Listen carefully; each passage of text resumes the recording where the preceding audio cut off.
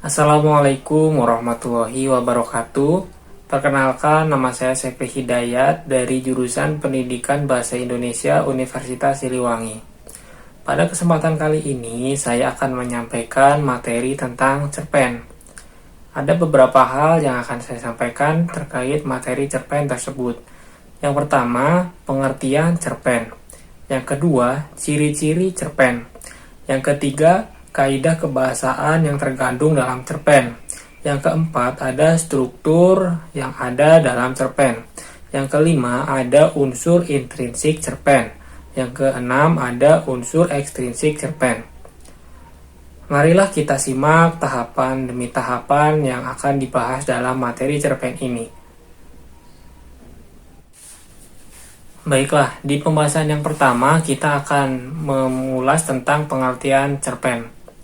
Cerpen adalah cerita atau narasi, tentunya bukan analisa argumentatif, yang fiktif, artinya tidak benar-benar nyata. Kemudian cerpen tersebut juga bisa terjadi di mana saja dan kapan saja. Selain itu, ceritanya relatif pendek. Cerita pendek juga memiliki realitas yang hanya mengandung satu kejadian saja dan hanya memiliki satu efek terhadap pembaca. Dari pengertian tersebut, tentunya kita dapat mengetahui bahwa cerita pendek yang pertama itu bersifat fiktif. Kemudian yang kedua sesuai dengan realitas, artinya kejadiannya nyata. Kemudian dapat terjadi di mana saja dan kapan saja. Artinya dalam cerita tersebut tidak terpaku pada suatu waktu ataupun satu tempat. Dan yang selanjutnya ada memberikan efek satu efek saja yang dapat dirasakan oleh pembaca. Berbeda dengan prosa yang lain. Bahwa cerpen ini juga termasuk dalam karangan prosa. Artinya berbeda dengan karangan prosa yang lain seperti novel yang memiliki efek cukup banyak karena dalam novel itu memiliki perubahan karakter ataupun perubahan penokohan dalam alur ceritanya. Dapat dipahami? Semoga dapat dipahami. Mari kita berlanjut ke pembahasan yang selanjutnya. Baik, kita ke pembahasan yang selanjutnya tentang ciri-ciri cerpen. Mengapa kita membahas ciri-ciri cerpen? Karena untuk mengetahui perbedaan antara cerpen dan juga novel, kita harus mengetahui ciri-ciri dari cerpen. Ciri-ciri cerpen sebenarnya ada banyak, namun pada kesempatan kali ini saya akan membahasnya beberapa saja, supaya teman-teman dapat mengetahui pokok-pokok atau inti dari ciri-ciri cerpen.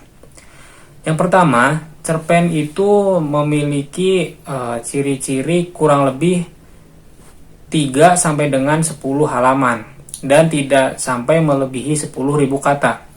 Itulah mengapa cerita ini disebut cerita pendek atau karangan ini disebut cerita pendek karena memang pendek.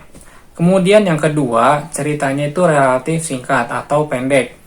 Ceritanya pendek ini maksudnya itu padat, tidak bertele-tele, tidak memutar-mutar, tidak berputar-putar ceritanya dan juga langsung ke inti cerita. Itulah mengapa disebut cerita pendek. Kemudian selanjutnya, cerita pendek ini memiliki ciri-ciri selesai sekali baca atau sekali duduk. Artinya apabila teman-teman memang membaca sebuah cerpen, dalam sekali baca itu akan selesai. Tidak seperti novel yang harus berhari-hari bahkan berminggu-minggu untuk menyelesaikan satu buku atau satu judul novel. Kemudian ciri-ciri yang terakhir itu, dan ini pasti merupakan sebuah karangan fiktif, artinya karya fiksi, bukan dari kehidupan nyata. Kalaupun memang ada sebuah cerpen yang diangkat dari sebuah kisah nyata, tentunya tidak benar-benar nyata seperti cerita aslinya, karena apabila nyata seperti kisah aslinya itu disebut biografi atau autobiografi. Dan apabila sudah diangkat menjadi sebuah cerpen, di sana akan dibumbui dengan sebuah fiksi-fiksi yang menjadikan ciri khas cerpen tersebut. Demikian pembahasan tentang ciri cerpen. Mari kita berlanjut ke pembahasan selanjutnya. Baik, yang selanjutnya kita akan membahas tentang kaidah kebahasaan dalam sebuah cerpen. Ada beberapa poin atau hal yang akan dibahas dalam kaidah kebahasaan cerpen. Yang pertama yaitu memuat kata sifat. Memuat kata sifat maksudnya adalah dalam sebuah cerpen itu ada yang dideskripsikan, tentu saja itu dari tokohnya. Deskripsi di sini maksudnya tentang perilaku ataupun hal-hal yang berkaitan dengan sang tokoh. Misalnya, tokoh itu berbadan tinggi, rambutnya beruban, dan lain-lain. Kemudian yang kedua, memuat kata keterangan untuk mendeskripsikan latar, waktu, tempat, dan suasana. Dan ini sudah jelas ya, berarti dalam sebuah cerpen itu dideskripsikan waktu, tempat, dan suasananya seperti apa. Misalnya, di pagi hari yang cerah, di sore hari yang tenang, di malam yang sunyi, dan lain-lain. Yang ketiga, menggunakan kalimat langsung dan juga kalimat tidak langsung dalam penceritaan sebuah cerpen. Mungkin teman-teman sudah pernah melihat kalimat langsung dan tidak langsung. Bedanya seperti apa? Apabila kalimat langsung biasanya ditandai dengan tanda petik. Kalau kalimat tidak langsung tanpa tanda petik atau dijelaskan secara langsung saja, tidak ada tanda petiknya. Yang keempat, bisa menggunakan gaya bahasa yang bersifat konotasi. Misalnya, pucuk langit, menanggung bus, bajing loncat, mulut terminal, dan lain-lain. Artinya kata-kata yang di sini menggunakan kata-kata yang konotasi, seperti itu, bersifat konotatif. Yang kelima, bahasa yang digunakan tidak baku dan tidak formal.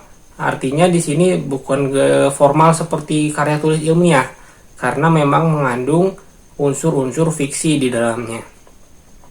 Yang keenam, biasa menggunakan gaya bahasa perbandingan, pertentangan, dan perulangan. Itu saja yang dapat disampaikan tentang kaidah kebahasaan cerpen. Kita berlanjut di pembahasan selanjutnya.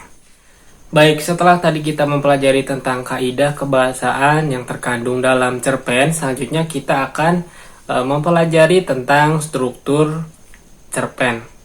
Struktur cerpen ini ada 6 juga.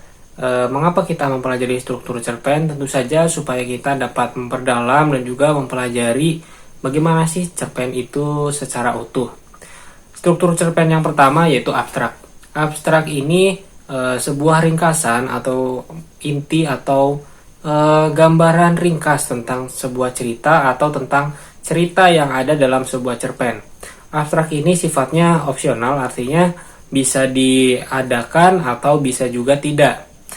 Nah, banyak dari beberapa pengarang yang memang tidak menggunakan abstrak karena mungkin beliau merasa tidak perlu seperti itu, dan itu tidak apa-apa.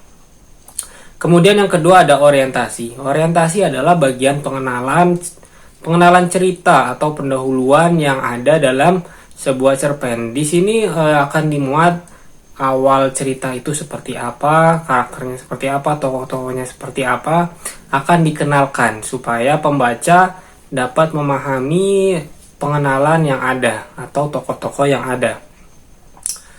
Yang ketiga ada komplikasi. Komplikasi adalah bagian yang memuat awal mula konflik itu tercipta.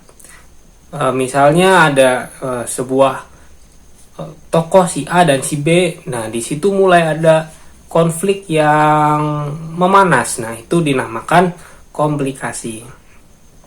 Kemudian bagian selanjutnya atau yang keempat adalah evaluasi.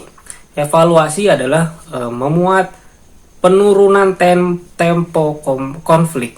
Kalau tadi di komplikasi konfliknya naik, kalau di evaluasi konfliknya mulai turun. Artinya ada proses yang jelas, tadi komplikasi naik kemudian turun. Dan yang kelima ada resolusi. Resolusi adalah bagian ketika dalam sebuah cerita itu ada penyelesaian masalah.